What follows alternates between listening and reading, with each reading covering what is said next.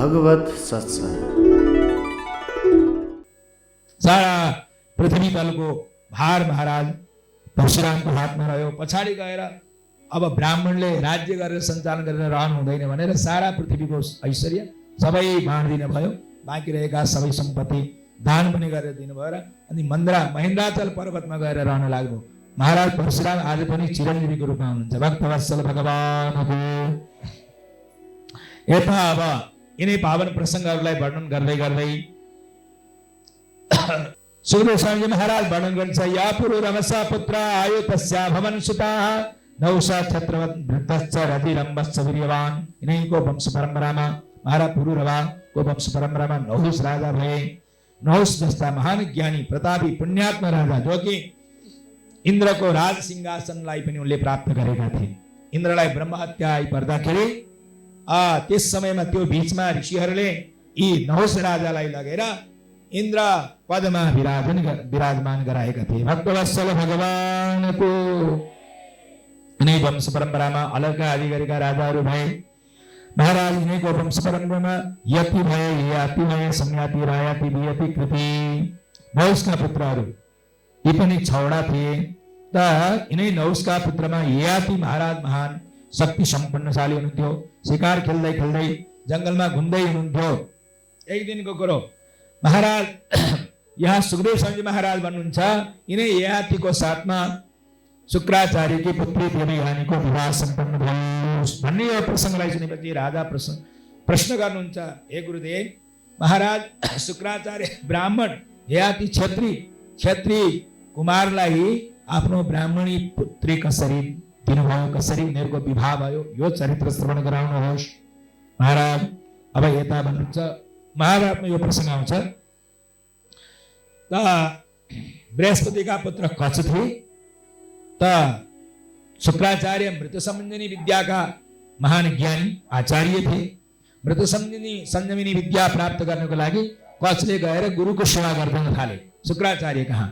अब त्यहाँ गएपछि गुरु सेवा गाई सेवामा लगाइदिए।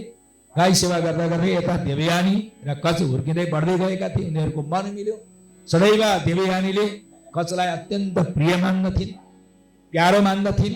यसै बीचमा असुरहरूले कुचालपूर्वक ते कचलाई मारिदिए। अब त यता देवयानी बडा दुखित हुन थाली।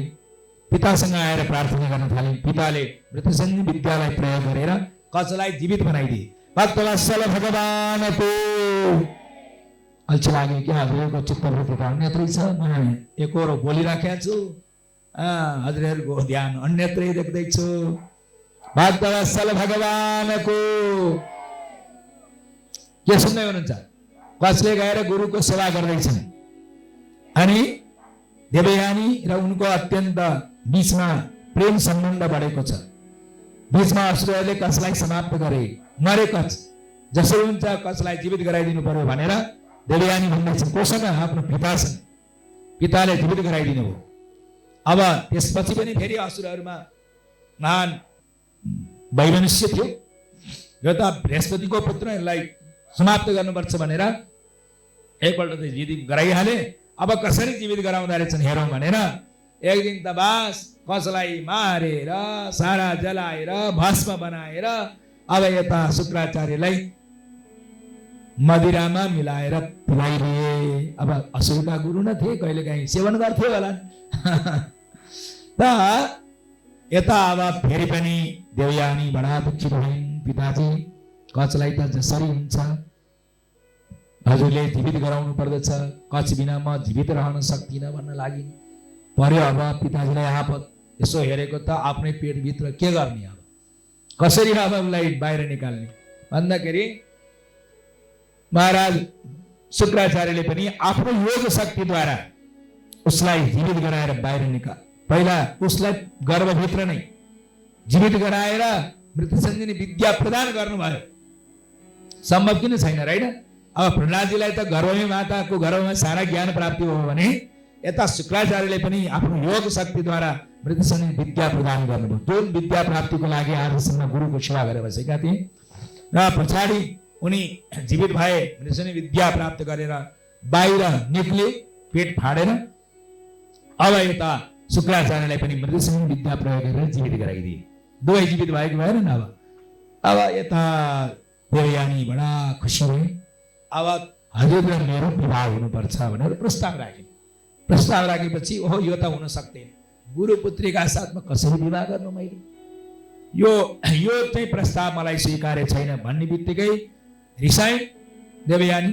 यसो भए मेरा पिताबाट प्राप्त भएको सारा विद्या विफल होस् भनेर श्राप। अब यता कचले पनि भने त्यसो भए तिमीलाई पनि कुनै ब्राह्मणले तिम्रो हात समाउने छैनन् भनेर श्राप दिए।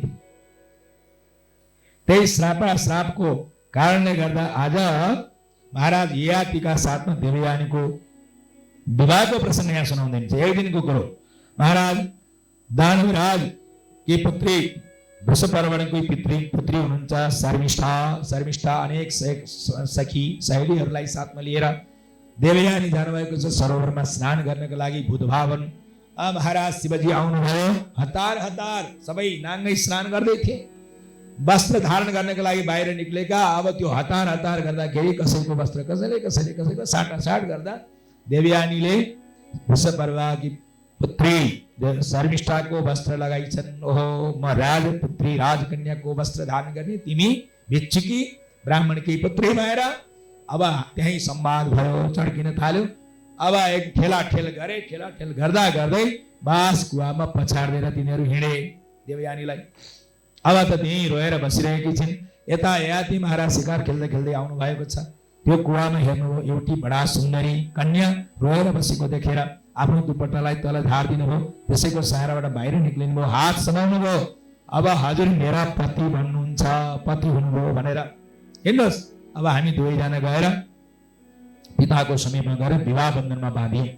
त्यो प्रस्ताव भयो, मेरो यता आए। अब यता महाराज यो सारा घटना शुक्राचार्यलाई पनि थाहा भयो र देवयानीले सबै बताइन्। आज यस्तो घटना भयो, मलाई ती शर्मिष्ठाले मलाई कुवामा पछाडे, यस्तो अपमान गरिन्। यसो हुनाले यस्ता दुष्टहरूको पुरोहित बनेर रहनु हुँदैन। शुक्राचार्यले पौरोहित्य कर्म त्याग्न लाग्नु, असुरहरूको पौरोहित्य कर्म त्याग दिनुभयो। आए अब वृषपर्वा महाराज आएर प्रार्थना गरे, हजुरले जे भन्नुहुन्छ त्यही मान्नेछु, तर पौरोहित्य कर्म नत्याग दिनुहोस् महाराज भनेपछि त राजाले भन्नुभयो मलाई भनेर हुँदैन। महाराज शुक्राचार्यले भन्नुभयो मलाई भनेर हुँदैन, मेरी पुत्रीलाई भन्नु पर्दछ। उनी खुसी भइन् भने जसरी उनलाई प्रसन्नता हुन्छ त्यही गर्नुहोस्। अब यता देवयानीले भनिन्, यदि अपराधबाट प्रायश्चित्त चाहनुहुन्छ, क्षमा चाहनुहुन्छ भने यी शर्मिष्ठालाई मेरो दासी बनाएर तपाईँले दिनु पर्दछ। मेरो जीवनभरि मेरो दासी हुनुपर्छ शर्मिष्ठा भनेर। अब हुन्छ भनेर त्यहाँ विवाह पनि भइसकेको थियो दासीको रूपमा। अब शर्मिष्ठा दासी भनेर महाराज शुक्राचार्यले भन्नुभएको थियो, हेर्नुहोस् यी त केवल हजुरको दासी हो नि, राजा यिनप्रति कुनै प्रकारको कुभावना नराख्नुहोस् भनेर पठाउनु भएको। यता समय बित्दै गयो। महाराज ययाति र देवयानीको सम्बन्धबाट दुई पुत्रहरू भए र यता यदु र तुर्वसु देवयानीका पुत्र भए र उता शर्मिष्ठाको घरबाट पनि तीन पुत्रहरू भए, द्रुयु, अनु र पुरु। महाराज अब यो घटना फेरि गएर शुक्राचार्यलाई सुनाउनु सिंह कसले? देवयानीले। मेरो दासीबाट पनि सन्तान प्रकट भए। राजाले यस्तो नराम्रो कुभावना लिए, कुचेष्टाको कारणले गर्दा तत्काल विचारै नगरिकन महाराज राजाको शक्ति क्षीण हो भनेर श्राप दिए। वृद्धावस्थालाई प्राप्त गरून् राजाले भनेर। अब यता फेरि पनि गएर प्रार्थना गरे राजाले, आज संसारको भोग भोग्दै मेरो तृष्णा समाप्त भएको छैन। हे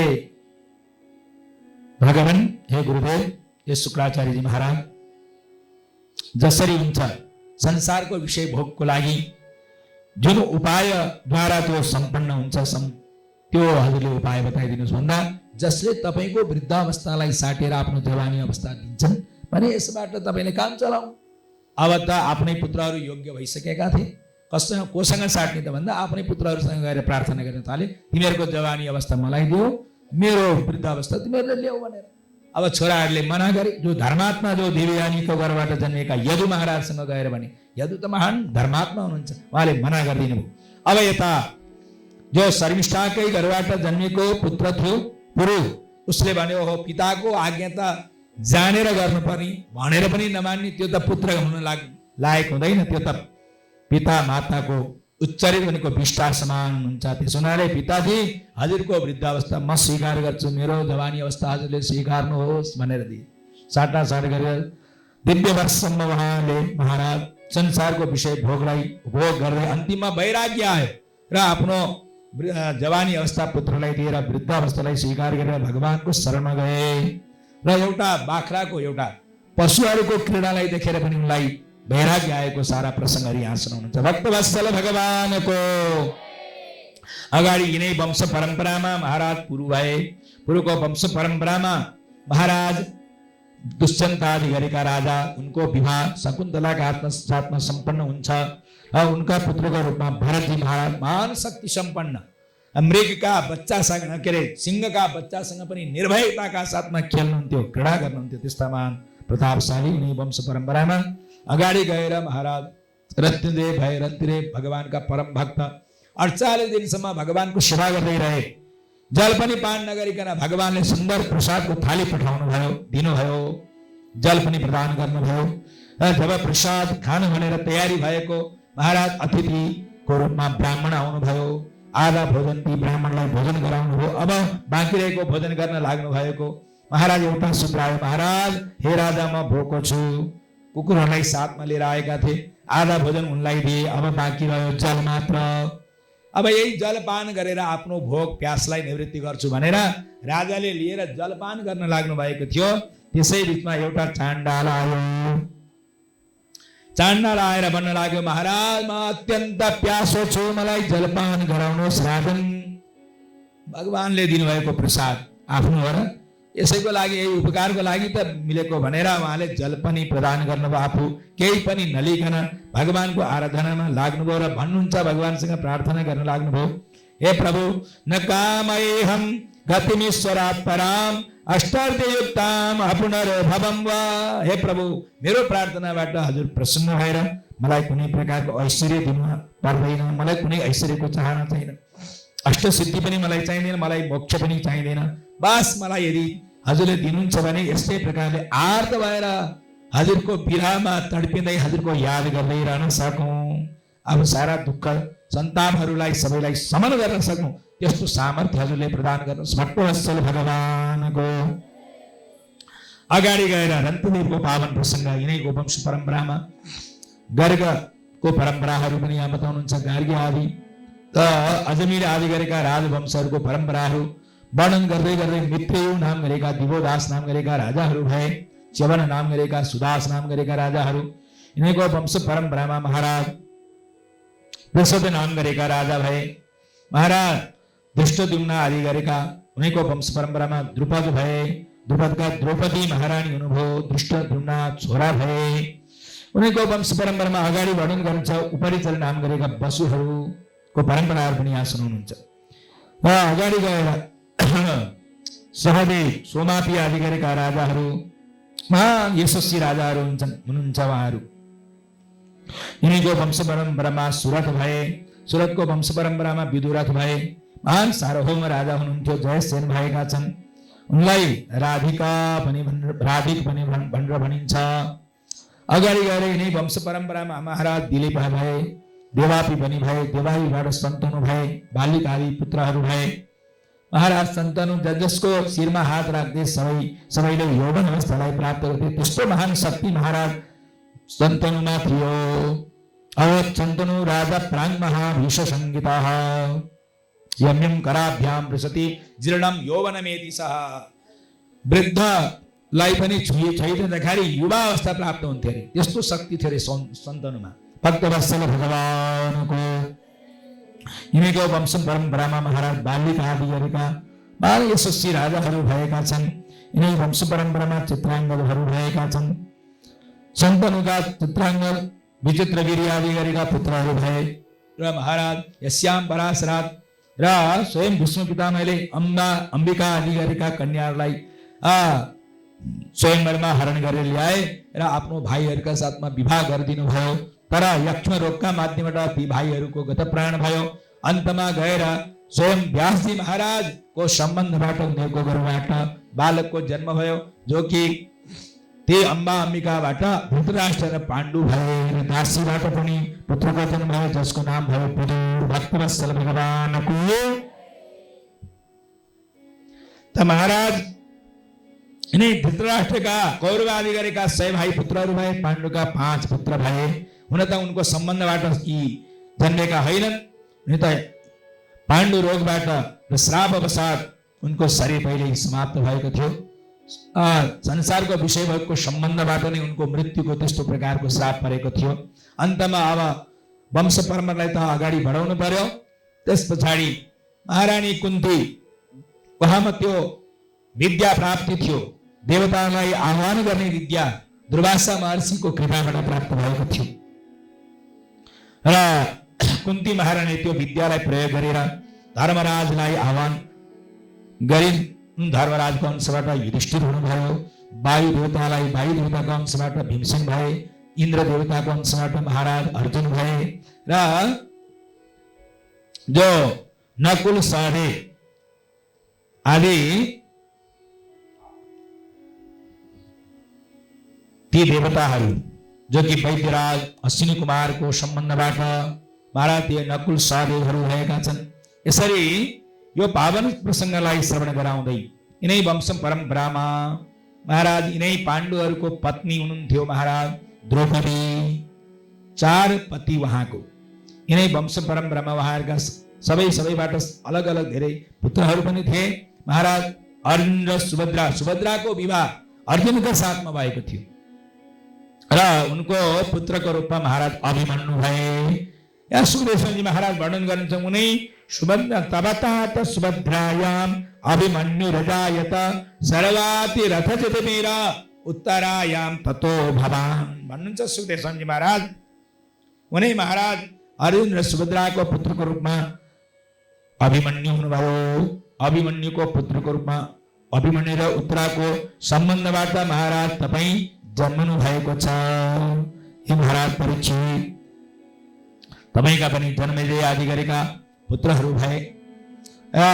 यही वंश परम्परामा अगाडि गएर धेरै धेरै राजा महाराजहरूको प्रसङ्गहरूलाई यहाँ श्रवण गराउँदै सुखदेव स्वामीजी महाराज वर्णन गर्नुहुन्छ, रोमपाद आदि गरेका राजा जो कि दशरथ महाराजका सखा हुनुहुन्थ्यो, मित्र हुनुहुन्थ्यो। आफ्नै पुत्री शान्तालाई धर्मपुत्रीको रूपमा प्रदान गर्नुभएको थियो महाराज दशरथले रोमपाद राजालाई र गएर पछि तिनै शान्ताको विवाह ऋषिसिंह नाम गरेका ऋषिका साथमा सम्पन्न भयो। उनी ऋषिसिंह नाम गरेका ऋषिलाई यज्ञमा पुत्रष्ट यज्ञमा आचार्यको रूपमा वरण गरेर र उहाँले यो पुत्र प्राप्तिको योग उहाँलाई पुत्र प्राप्तिको योग बनेको थियो र पुत्रष्ट यज्ञ सम्पन्न भएको थियो।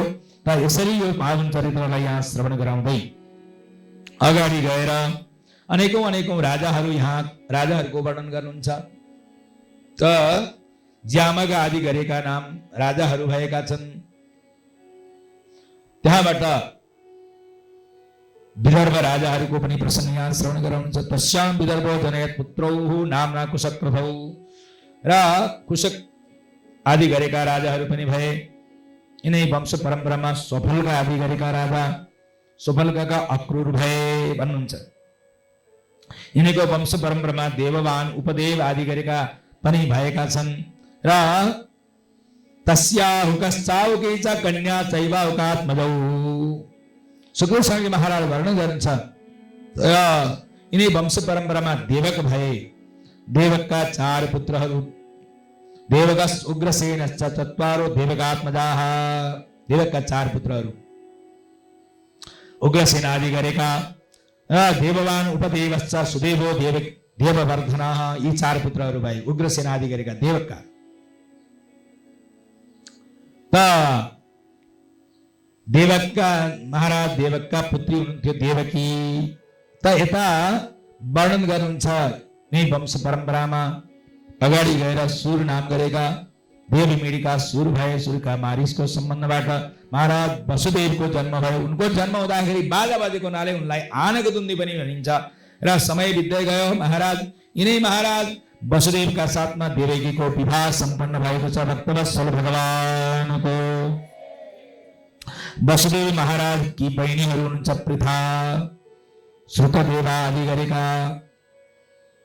यी बहिनीहरू हुनुहुन्छ। पृथा च श्रुतदेवा च श्रुतकृति श्रुतस्रवाः राजादिदेवी च एतेषां भगिन्य पञ्चकन्यकाः। 5 बहिनीहरू भए। अगाडि गएर यिनै कुन्तेः सख्यु पिता सुरोः यपुत्रस्य प्रधामदातु। त अगाडि गएर यिनै वंश परम्परामा गएर भन्नुहुन्छ एकजना पर्जन्य नाम गरेका पनि राजा भए। उनका पुत्रको रूपमा महाराज नन्द हुनुभयो। नन्द आदिको जन्म भएको छ। यिनका प्रसङ्गहरू पनि यहाँ सुनाउनुहुन्छ।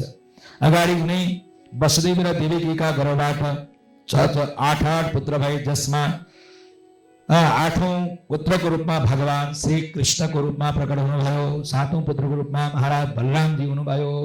यो सारा वृत्तान्तहरू श्रवण गराउँदै महाराज वसुदेव र देवकीको गर्भबाट भगवान श्री कृष्णको प्राकट्य भएको प्रसङ्गलाई श्रवण गराउनुहुन्छ। र एउटी पुत्रीको पनि जन्म भएको छ, जसको नाम सुभद्रा। उनी सुभद्राको विवाह अर्जुनका साथमा सम्पन्न हुन्छ। भक्तवत्सल भगवानको, श्री कृष्णचन्द्र भगवानको, सुभद्रा च महाभागा तव राजन पितामही यदा यदेय धर्मस्य क्षयो वृत्तिश्च पाप्मनः। र भगवान श्री हरिको अवतार जब सारा पृथ्वीमा ठुल्ठुलो आपत्ति विपत्ति आइपर्दछ, भगवानले गीतामै आज्ञा गरिबक्सेको छ, यदा यदा हि धर्मस्य ग्लानिर्भवति भारत अभ्युत्थानम् अधर्मस्य तदात्मानं सृजाम्यहम्। आज यस पृथ्वी तलमा ठुलो आपत आइपर्यो र भगवान पनि देवताहरूको प्रार्थनालाई सुनेर आज प्रकट हुनुभयो र भगवानले अवतार लिएर साधु सन्तहरूको रक्षा गर्नुभयो, दुष्टहरूको संहार गर्नुभएको छ र पृथ्वीको भारलाई हल्का गर्नुभयो। सह संकर्षण चक्रे भगवान मधुसूदनः। भगवान श्री कृष्ण आज आफ्नो दाजु बलरामलाई साथमा लिएर अनेक लीलाहरू सम्पादन गरिबक्सिन्छ। दुष्टहरूको संहार, गाई गौचारण लीलाहरू पनि गरिबक्सिन्छ। गोपिनीहरूको कामनालाई परिपूर्ण गर्ने भगवान श्री हरि र कंसादि जस्ता दुष्टहरूलाई संहार गरेर शिशुपाल दन्तवक्त्र आदि गरेका दुष्टहरूको उद्धार गरेर स्वयं आफ्नो कुललाई पनि श्राप प्रदान गराएर भगवानले पृथ्वीको भारलाई हल्का गरेर स्वयं स्वधाम सवारी भयो। भक्तवत्सल भगवानको यस्याननं मकर कुण्डल चारुकर्ण भ्राजत कपोल सुभगं सविलासहासं नित्योत्सवं नत त्रिपुर दृशिभिः पिबन्त्यो नार्यो नराश्च मुदिता कुपिता निमेष्टा। जसका मुखारविन्द अत्यन्त सुन्दर छन्, प्रकाशित छन्, जसले सुन्दर मुकुट धारण गर्नुभएको छ, कानमा कुण्डल, हातमा भगवानले कंकण धारण गर्नुभएको छ, त माला धारण गर्नुभएको छ, पाउमा नुपुर धारण गर्नुभएको छ, भगवानले पीताम्बर वस्त्र धारण गर्नुभएको छ, वनमाला धारण गर्नुभएको छ। कस्तो दिव्य भगवानको स्वरूप छ, सबैको मनलाई हरण गरिदिने भगवानको विचित्र स्वरूप छ। भक्तवत्सल भगवानको वनमाला 5 प्रकारका पुष्प विशेषबाट गुथिएको मालालाई वनमाला भनिन्छ। तुलसी पुष्प कुन्द मन्दार पारिजात सरोरुहै पञ्चभिगतिता माला वनमाला प्रकृतिताः। तुलसी, कुन्द, मन्दार, पारिजात र कमलको पुष्पबाट बनिएको मालालाई वनमाला। हेर्नु, दक्षिण भारतमा भगवानलाई दिव्य मालाहरू बनाएर धारण गराएका हुन्छन्। माथि त मोटो हुन्छ, तल सानो हुँदै गएको होइन। बडा दिव्य भगवानको शोभा अत्यन्त दिव्य हुन्छ। त्यस्ता मालाहरू भगवानले धारण गर्नुभएको छ। सबैलाई आनन्द दिनेवाला प्रभु यस पृथ्वीमा अवतार लिएर सारा साधु सन्त आफ्ना भक्तको दुःखलाई निवारण गर्दै, असुरहरूलाई दमन गर्दै भगवानले सारा लीलाहरूलाई सम्वरण गर्नुभयो। पृथ्वीको भारलाई हल्का गर्नुभयो। पृथ्वीवास भई गुरुहरम छपयन कुरुनाम। कुरुवंशहरूलाई पनि सबै समाप्त गरेर पृथ्वीको भार हल्का गर्दै अन्त समुद्र कलिना यदि भूपचम्बह ठुल्ठुला राजा महाराजलाई एक आपसमा लड भिडाइ गरेर भगवानले सबैलाई समाप्त गर्नुभयो। दुष्ट्या विधूय विजयी जयमुद विगोस्य। महाराज अर्जुनको विजय गराउनु भगवानले आफ्नो साथ दिएर र जयघोष गराउनु भयो। आफ्नो भक्तको विजय गराउने वाला यत्र योगेश्वर कृष्णो यत्र पार्थो धनुर्धर तत्र श्री विजयो भूति ध्रुवा नीतिर्मतिर्मम भनेर गीताको अन्तिम श्लोकमा वर्णन गर्नुभएको छ होइन। जहाँ भगवान कृष्ण हुनुहुन्छ, जुन अर्जुनको साथमा भगवान श्री कृष्ण, जहाँ कृष्ण, जहाँ अर्जुन गाण्डीवधारी, यत्र योगेश्वर कृष्ण योगेश्वर, जहाँ कृष्ण हुनुहुन्छ, यत्र पार्थो धनुर्धरा धनुषधारी, जहाँ अर्जुन छन्, उनीहरूकै विजय भयो। तत्र श्री, यहाँ श्री प्राप्ति हो, श्री विजय यहाँलाई नै प्राप्त भयो। ध्रुवा नीतिमा त्यो सत्य भएर प्रतिपादन गर्ने, त्यस्ता सत्य प्रतिपादन गर्नेवाला सत्य स्वरूप सम्पन्न परमात्मा श्री कृष्ण हो भन्छ। सारा पृथ्वीको भारलाई हल्का गरेर, असुरलाई दमन गरेर जो आफ्नो नदी गाउँ ती सबैको उद्धार गरिदिनु भयो भगवानले, हैन? त्यस्ता परमात्मा भगवान लीला बिहारी, भक्त सन्तापहारी, वृन्दावन बिहारी भएर अवतार लिएर आफ्नो एउटा स्वरूप यही भागवतमा आह्वान गरिदिएर भक्तको प्रार्थनालाई सुन्दै भगवान अन्ततोगत स्वधाम सवारी भयो। त्यस्ता भगवानका श्री चरणारविन्दमा हामी नमन गर्दछौँ र यिनै पावन प्रसङ्गका साथसाथ नवस्कन्दको चरित्रहरू यहाँ सम्पन्न हुन्छ। अब अगाडि दशम स्कन्द प्रारम्भ हुन्छ। दशम स्कन्दमा राजा परीक्षितले प्रश्न गर्नुभएको छ, गुरुदेव वास्तवमा कृष्ण चरित्रलाई अझ विस्तार रूपमा श्रवण गर्नको लागि अहिलेसम्म यहाँ हजुरको मुखारविन्दबाट दिव्य चरित्र श्रवण गर्दै बसेको छु। हजुरले त सोमवंशको परम्परा, सूर्यवंशको परम्परा, चन्द्रवंशको परम्परालाई वर्णन गर्नुभयो, तर जुन चन्द्रवंशमा भगवान श्री कृष्ण अवतार लिइबक्छन्छ उहाँको चरित्र अलि विस्तारपूर्वक सुनाइदिनुहोस् गुरुदेव। र यो चरित्र अब भोलिको प्रातकालीन सत्रमा हामी विस्तारपूर्वक श्रवण गर्नेछौँ र धुमधामका साथ भोलि प्रातकालीन 10 बजेबाट यहाँ भगवानको जन्म उत्सव, जन प्राकट्यका दिव्य चरित्रहरूका साथसाथमा बालकृष्ण भगवानको अवतार महोत्सव, जन्म महोत्सव दिव्य धुमधामका साथमा मनाउनेछौँ। यही नै आज हामीहरू जुन यज्ञमा दीक्षित भएर रहेका छौँ, जुन घर, यो घर होइन यो मन्दिर हो, दिव्य आज गोकुल धामको रूपमा यहाँ हामी मनाउनेछौँ। दिव्य भगवान कृष्णको यहाँ प्राकट्य हुन्छ। यशोदा माताको घरमा, उषा माताको घरमा दिव्यताका साथ भगवान श्री कृष्णको प्राकट्य लीला हामीहरू श्रवण गर्नेछौँ। यहाँहरू सबैजना यसै गरी नै धेरै धेरै भक्तहरूका साथमा रहेर यो दिव्य भगवानको अवतार महोत्सवका चरित्रहरूलाई, पावन दिव्य कथाहरूलाई पान गर्नुहुनेछ भन्दै भोलिको दिन भगवानको अवतार जन्म महोत्सवमा धेरै धेरै प्रकारका मिष्ठान्नहरू, श्रृङ्गारहरू, खेलौनाहरू, वस्त्र आदि द्रव्य, भक्ष्य भोज्य लेह्य चुस्य अनेक प्रकारका पदार्थहरू, लड्डु पेडाहरू, होइन, मक्खन मिश्री खानका लागि भगवान अवतार लिनुहुन्छ। यी सबै सामग्रीहरू लिएर ठिक 10 बजे यहाँहरू यहाँ अवस्थित हुनुहुन्छ। यहाँहरूलाई यही विज्ञापन गर्दै निवेदन गर्दै र यहाँहरू सबैले जस्तो आजको भेष छ पहेँलो साडी लगाएर त्यस्तै प्रकारले भोलि पनि धुमधामका साथ अनेक प्रकारका उपहारलाई साथमा लिएर भगवान श्री बालकृष्णको अवतार महोत्सव, नन्दन महोत्सवको आनन्द हामीले लिनेछौँ। र हाम्रो भाइहरूलाई पनि भोलि एकक्षण भए पनि तबला बजाइदिनु होइन प्रार्थना गरेका छौँ। उहाँहरूको सेवा यहाँहरूले गर्नुपर्छ नि, होइन? यी ब्राह्मणहरू र हाम्रो